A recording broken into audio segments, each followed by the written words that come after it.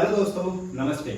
आज हम लोग करने वाले हैं chapter number 10 work and energy, class 9th। देखिए दोस्तों, वर्क क्या होता है।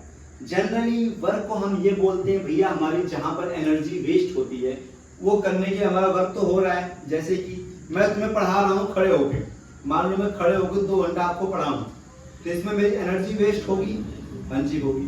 तो ये भी एक वर्क हो गया, ठीक है। ये सब चीज हमारी मम्मी घर में खाना बना रही है, खड़े होके 2 घंटा खड़े होकर उन्होंने 10 लोगों को खाना बना दिया, तो उन्होंने कार्य किया है। अब जाके मम्मी से बोलोगे मम्मी आपने कोई कार्य नहीं किया है, पूछेंगी कैसे, वो सर ने बताया था कि इस काम को हम काम नहीं बोलते। तो ऐसा नहीं, वो काम होता है।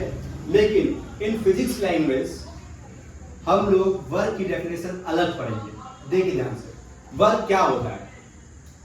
व्हेनेवर अ फोर्स, जब कोई भी force makes a body move, किसी बॉडी को मूव करेगा, then work is said to be done. मतलब क्या, हम फोर्स लगा रहे हैं और बॉडी मूव कर रही है तो हम बोलेंगे काम हुआ है, तब हम बोलेंगे काम हुआ है। इन फिजिक्स लैंग्वेज, जैसे मान लीजिए ये दीवार है, दीवार को धक्का दूं और दीवार अपनी जगह से नहीं हिले, तो इन फिजिक्स लैंग्वेज यहां पर कोई कार्य आपका नहीं हुआ है।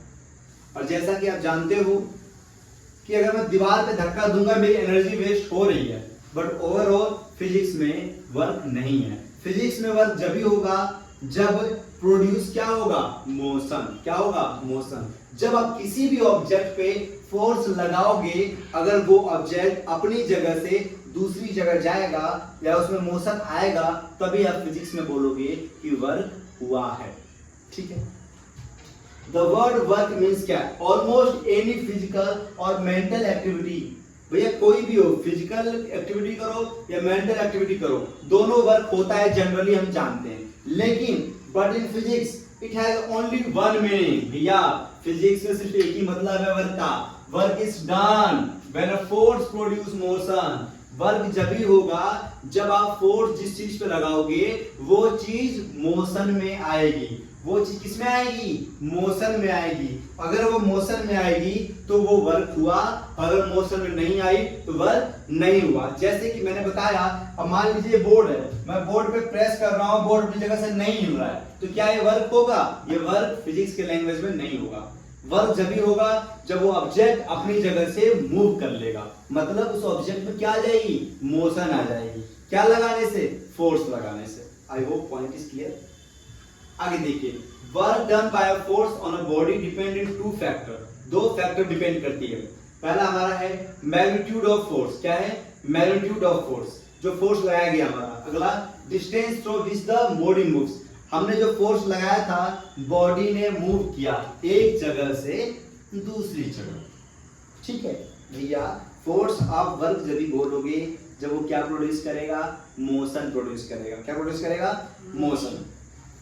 अब देखिए, work done in a moving body is equal to product of force exert on the body and distance move by the body. मतलब किसी ऑब्जेक्ट पे जितना फोर्स लगाओगे उसी के हिसाब से वो ऑब्जेक्ट आगे जाएगा।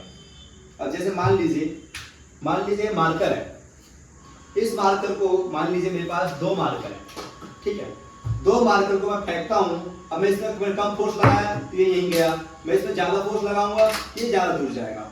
तो कहने मतलब है जितना मैंने फोर्स लगाया उसी के हिसाब से मेरा काम हुआ है फिजिक्स में।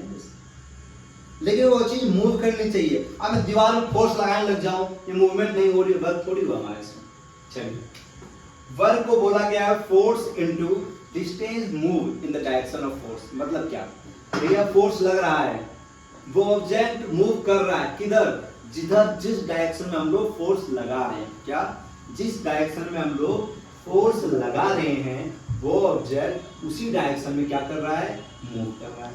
चलिए, जो भी आपका यूनिट ऑफ वर्क, वर्क की यूनिट क्या है, work is the product of, work क्या है, product of force and distance. मतलब जितना फोर्स लगाओगे आप वो ऑब्जेक्ट उतना ही आगे डिस्टेंस कवर करेगा, अगर वो मोशन वाला ऑब्जेक्ट है तो, ठीक है।